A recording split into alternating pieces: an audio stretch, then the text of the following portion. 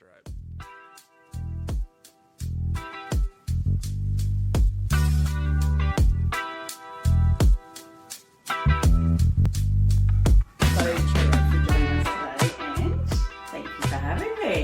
So, Angela Pickett, copywriter, can you give us a little bit behind your brand, which is your personal name brand as well, and also how you established your brand as a copywriter? Yeah, so I've been a copywriter for almost 5 years since I sort of set up, and I did decide to go with my name as my brand, partly because it was only ever going to be me, even though I do occasionally bring people in to work with me. But I just decided that was something that, couldn't be copied. It is memorable, it's easier to find, and it just made it easier to show up as who I was. I wasn't having to sort of put on a persona. And I think as a micro business, as a solo business owner, it was really important for me to kind of embrace that this was me. And I try and do that on anywhere I show up. It's very much who I am, and it makes it so much easier. I think that was the thing that I learned. And so it's very much me sharing my story and my experience. I was a diplomat for 15 years, and so I bring to my business a lot of that. So that enthusiasm for working with small business, being organised, and they're some of my, I guess the values that form my business. And I think you can see that as well with, when you do show up, whether you're doing public speaking or on Zoom calls or masterclasses or podcasts, it's very much what you see is what you get, which I think is the key to authentic people, authentic branding. Have you found that you've always been able to do that in your business, or was there a learning curve to start off with?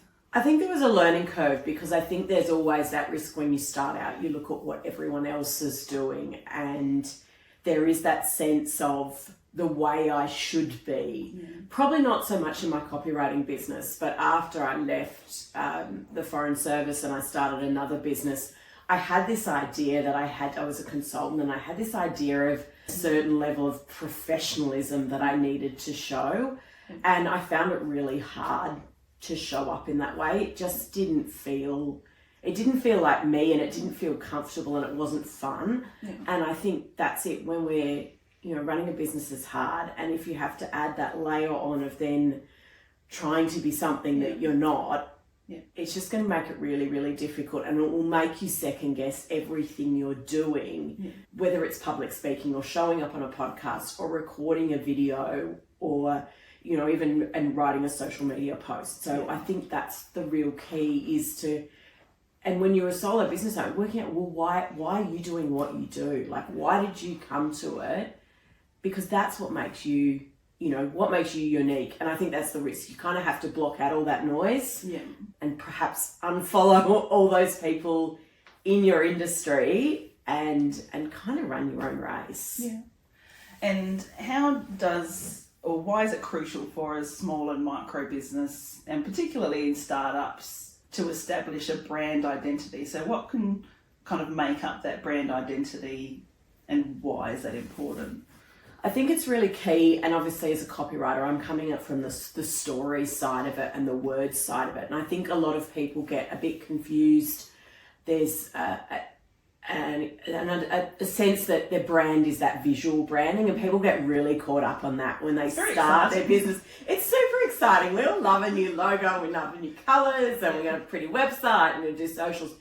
But a lot of that, and particularly, it's fine when you're starting out and you're doing it on your, yourself. But if you don't really know the story behind it, chances are you're going to end up with a real mishmash of stuff, and it'll just be like, oh, that's a pretty tile, I'll use that today. When you start working with other people, that's really crucial. And, that's the visuals, because your graphic designer needs to, for them to come up with an identity, they need to understand.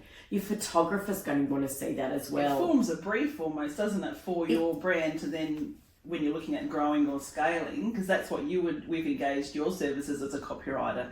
And, we've had to do pre-work, but that means that your work is so much more connected to what the outcome is.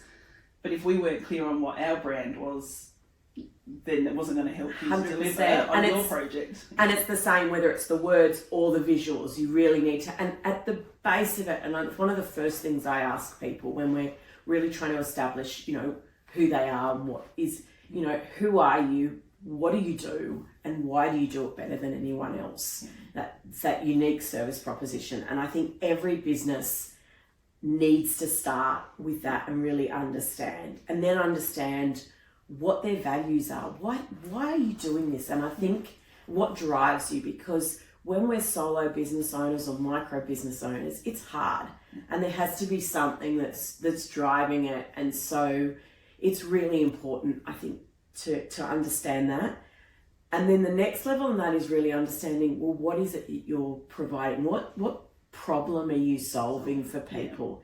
And I think when you're really clear on the problem that you're solving, the solution that you're delivering, and you can clearly speak about that, it makes it so much easier for people to connect with you and understand you, and find the right people. Because you're not, and I think the most important thing is to realize, particularly as solo or small business owners, micro business owners, particularly when you're starting out, you don't need everyone. No. And if you appeal to, if you try and be really broad in your appeal, you'll end up appealing to no one. You just be so boring. So really focusing on what it is that makes you special and what you're delivering special, because you don't need thousands of people to start with. No. And then those people, as you build and you grow, obviously, you start to refine who it is and what you are. But I think, starting out, really just sticking to the core of who you are and really owning it, and just, and people see that and they believe. And I think, at the end of the day, people buy from people. Yeah. And so knowing the story behind you and your brand is going to help people engage with you. And that's something that's, you can do yourself in terms of creating that story. We were talking earlier about, the About Us page. It doesn't need your life story. It needs to have, the story of your why and why you're the person to engage in that business sense, isn't it? So true. I think a lot of businesses make the mistake with their about page of thinking it's, when it's about us, that it's all about, the life story and, or even the life story of the business. But really what that about page is about showing why you're the best business or the best provider, best product maker to deliver something to the person that's looking for the thing that they're looking for. And I think the other thing, and that comes through remembering that you're, part of the words, I guess, that you put across is that you are not your audience. Really, once you understand what it is you're doing, you can be a bit clearer about who you want to talk to and who you want to engage with. And that's a lot of the mistake that I think businesses make, is that, their websites, we do this and we do that, instead of really putting it back into what problem they're solving for the client or the customer, and what service will answer that problem. Excellent. And so how can a small business create, I suppose we talked about words, but also that visual branding, how can they create a visual sort of cohesiveness for their brand with visuals, especially if they're starting out? So what kind of components can help with that? I think a lot of it, I think from the word side of it, really is getting clear, as I said, on that USP, and being able to, if someone says, what do you do, being able to say, straight away, if I'm talking to someone, I'm an SEO, website and sales page copywriter, working with businesses of all sizes to deliver them copy that, is going to sell their products.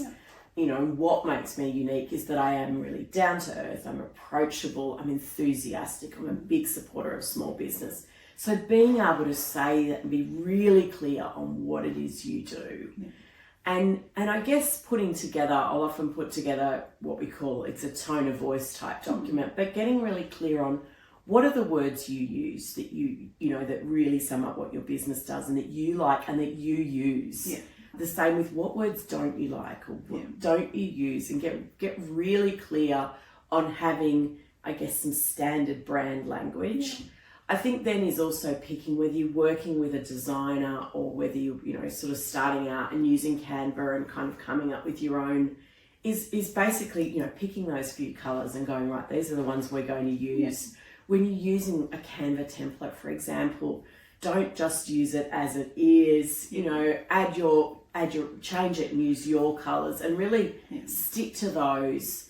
Use photos. And make sure that it feels comfortable and aligned to you in terms of, you know, with your colours, like, you know, would you normally be bright and neons, or would you be more muted and, you know, earthy or down to earth? So even if you haven't established your colour palette yet, don't have that mismatch. And don't have that mismatch with what you're selling either, I guess, or whatever it is you're providing. And in terms of working out what you're who you're engaging with. So, you know, if your audience is largely, you know, over 60s, for example, you're not going to use lots of like quirky emojis and slang and acronyms and things like that. References that may not be...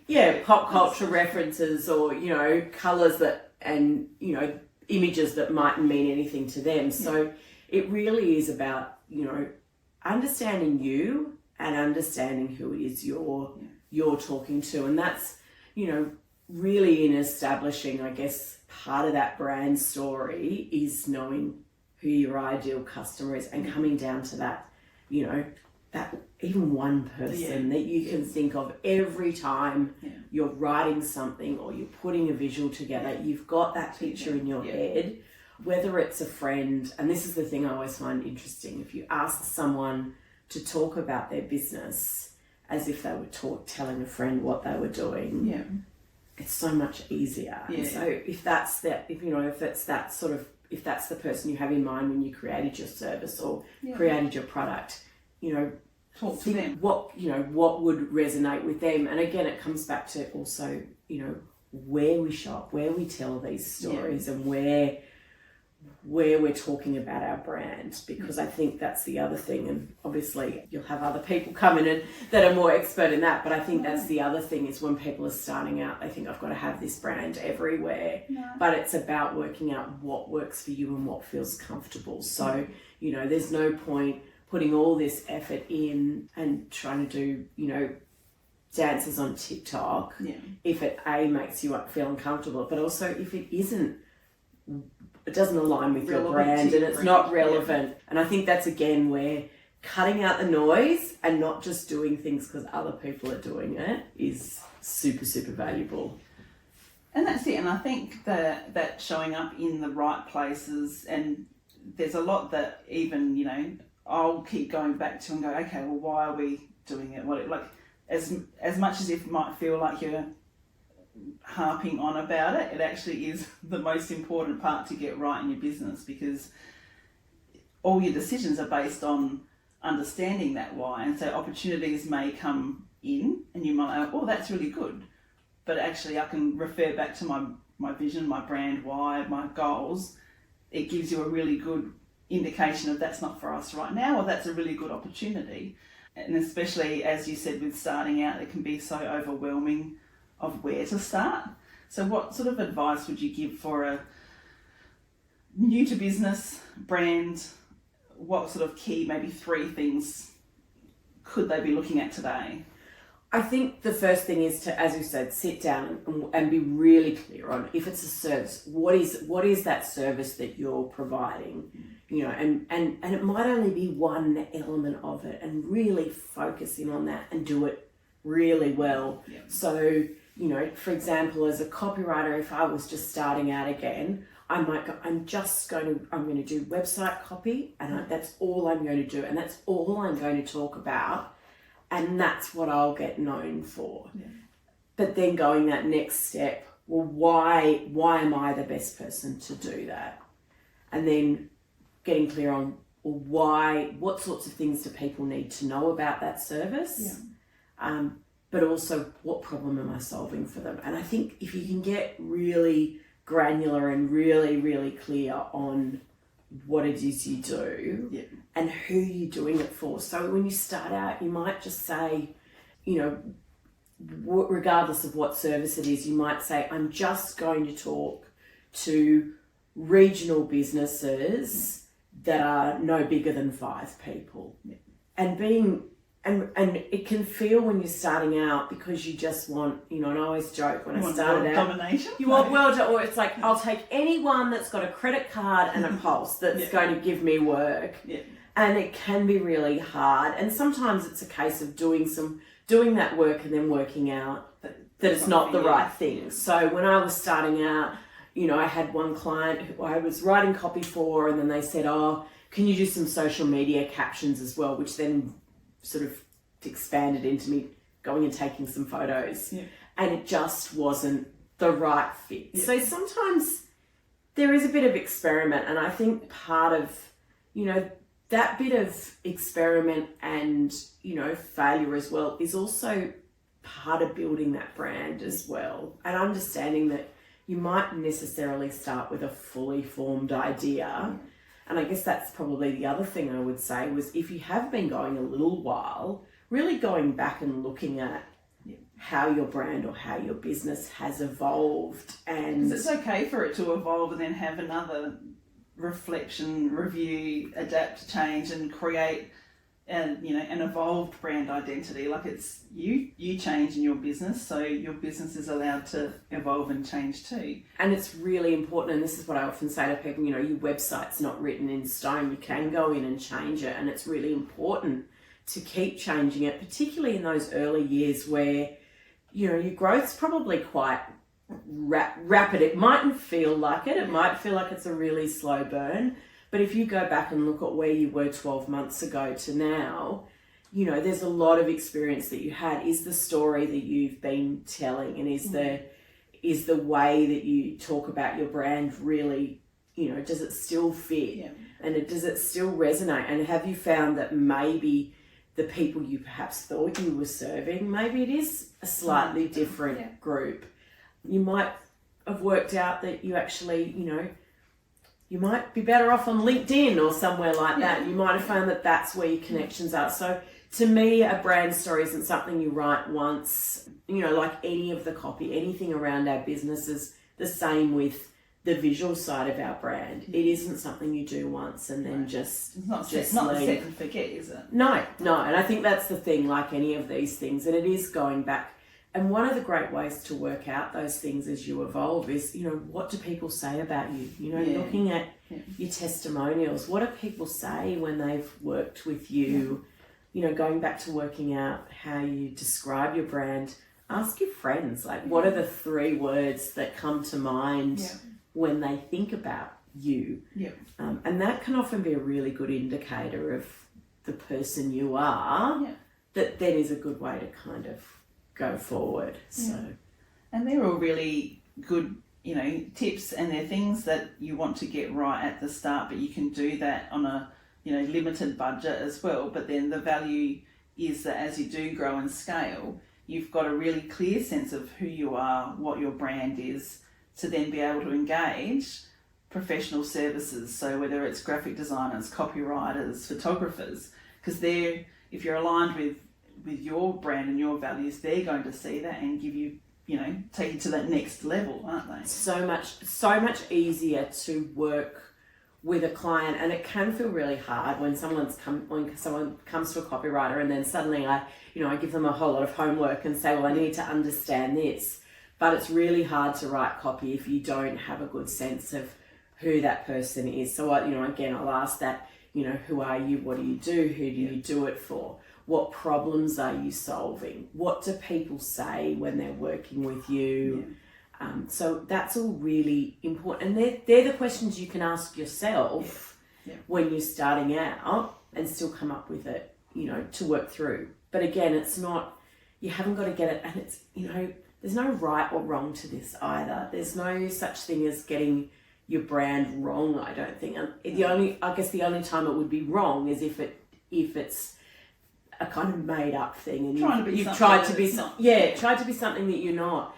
It might, if it doesn't feel right, it will be really hard to just show up. So, Yeah. I think it's that, you know, and it's a bit cliched, but it's that, you know, be yourself, everyone else is taken. Yeah. And, you know, not everyone's going to like you either. So.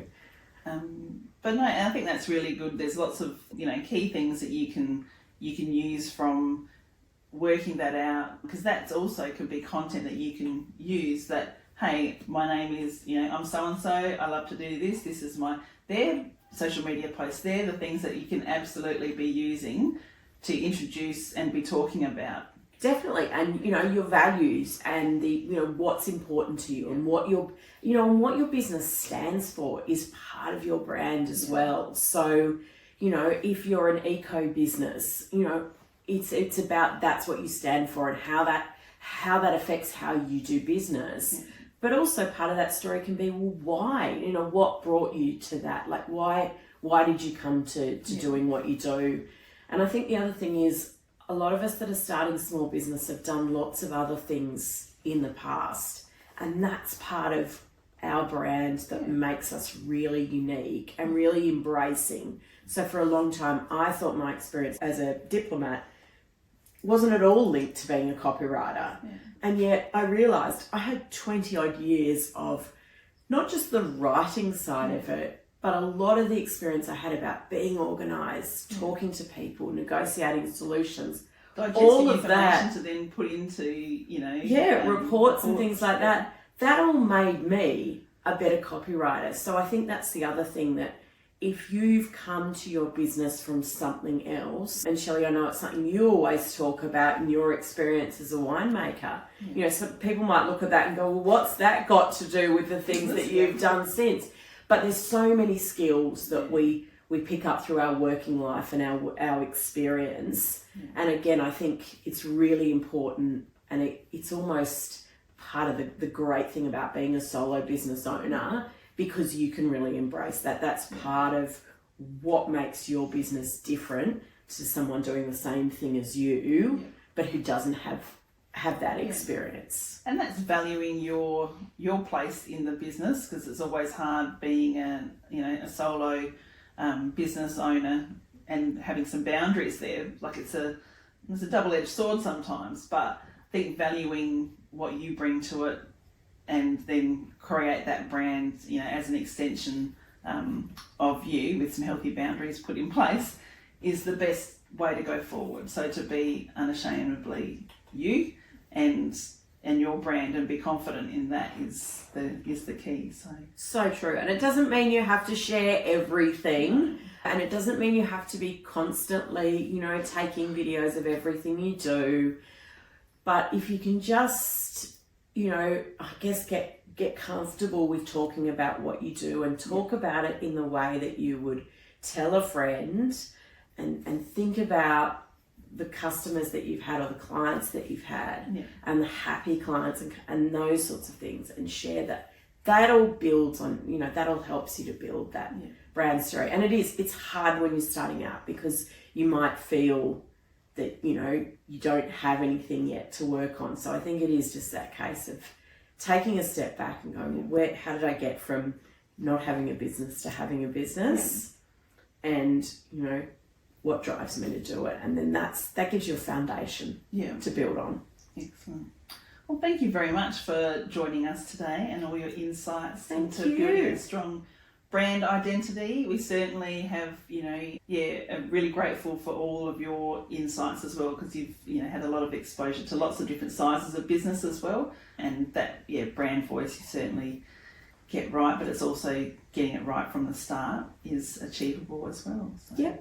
And you've got to start somewhere with it, and, you know, keep tweaking and keep testing and changing, and the longer you do it, the more you will, you know, and you'll see what actually feels right. But just at the end of the day, just being yourself and your business, and being really, you know, owning the fact that you're delivering something really special and unique that no one else is a good place.